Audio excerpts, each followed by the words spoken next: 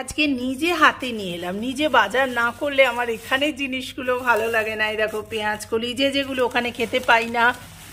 এই দেখো ফুল এনেছি, এক বাটি আছে, তা সত্ত্বেও বেগুন, আর সব থেকে দারুণ জিনিস তোমাদের বলি, ওখানেও তো পাওয়া যায় না, এই যে লাল টুকটুকে কুমড়ো এনেছি।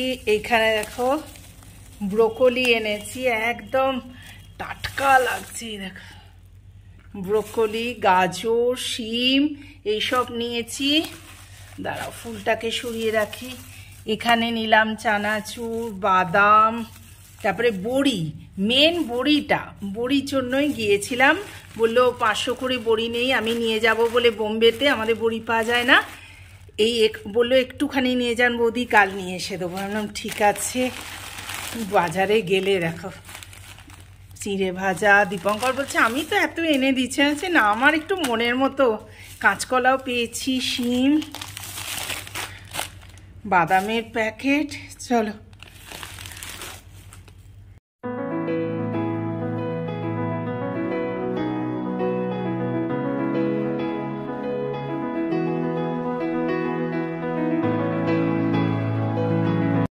বছর পর কলকাতা এলাম, তো বুঝতে পারছো বাড়ি তো ঝকঝকে আছে, কিন্তু ধুলো স্তর একদম পড়ে গেছে কালো হয়ে। আর কিছু নয়, সেইগুলো পরিষ্কার করতে চলো একটু সময় তো লাগবেই। দীপঙ্কর বললো কি আনবো, আমি চাল আলু ওইগুলো তো একটু এনো, তারপর দেখা যাক আজকে বাইরে থেকে খাই কি রান্না করতে হয়। এখন গ্যাস ট্যাসের যা অবস্থা, সবকিছু পরিষ্কার করে নি। হ্যাঁ, খুব হাওয়া চালাচ্ছি, তাই বারান্দাটা খুলতে পারছি না। চলো, আমাদের যাযাবরের মতো অবস্থা। ব্রেকফাস্ট খেতে বসেছি। দীপঙ্কর কেমন লাগছে খেতে? হ্যাঁ, জোরে বলো। হ্যাঁ, সিঙ্গারা জিলিপি দিয়ে মুড়ি অসাধারণ। আর একটা জিনিস দেখাই, এই দেখো নলেন গুড়ের রসগোল্লা 5খানা নিয়ে বসে পড়েছে। এই দীপঙ্করের মিষ্টি খাওয়া স্টার্ট হলো। Good morning everyone, welcome back to the channel Kaveri জীবন কথায় তোমাদের স্বাগত। এখন আমি কলকাতা থেকে ব্লগ স্টার্ট করছি। এখন ঘড়িতে বাজে 8:30। ভাবলাম খুব ঘুমোবো, কালকে রাত 1টায় ফিরেছি, খুব অবস্থা খারাপ হয়ে গিয়েছিল, দেরি হয়ে গেছে। যাই হোক, সকাল সকাল উঠে পড়লাম নিজের ঘরে। আর এই দেখো তোমাদের দেখাচ্ছি, হাতে ন্যাকড়া ঝেঁটা। সকালবেলা ঘর মুছে দিল দীপঙ্কর, দিয়ে একটু বাজার গেছে, কিছু তো নেই।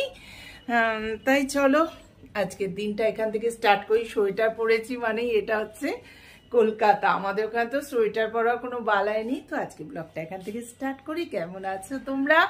সাবধানে থেকো, আর দারুণ দারুণ ব্লগ আসছে, প্লিজ দেখো কিন্তু। হ্যাঁ, দীপঙ্করের ঠান্ডা লেগে গেছে। হ্যাঁ গো, ঠিক আছে এখন? লাগছে? ঠিক লাগছে? আর কি হবে, আমাদের ওয়েদার চেঞ্জের জন্য আমাদের দুজনেরই একটু একটু শরীর খারাপ হয়ে গেছে। চলো দেখাই আমার দেয়ালে আমার মা বাবার ফটো। আমার মেয়ের সব ছোটবেলার সব সাজিয়ে রেখেছি, সব ধুলো টুলো পড়ে গেছে। 1.5 বছর পর এলে যা অবস্থা হয়। দীপঙ্করের বুক সেলফ তো একদম উঠে যাচ্ছে, আরো কাল বই কিনলো। আজকের দিনটা চলো কেমন কাটে দেখি। ভালো করে উঠে নাও, সাথে হাওয়া আছে।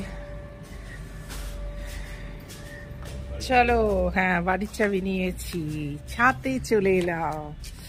কত ফুল দেখো, তোমাদের দেখাই। হ্যাঁ, দারুণ লাগছে চারদিকটা, কতদিন পর।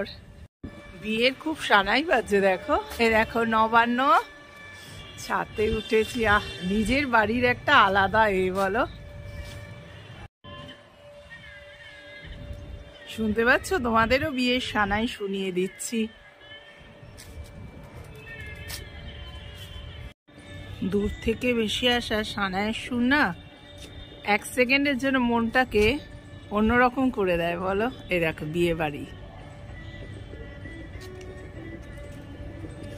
সত্যি নিজের বাড়ির মতো। ছাদে ফুল দেখো, আমার ছাদে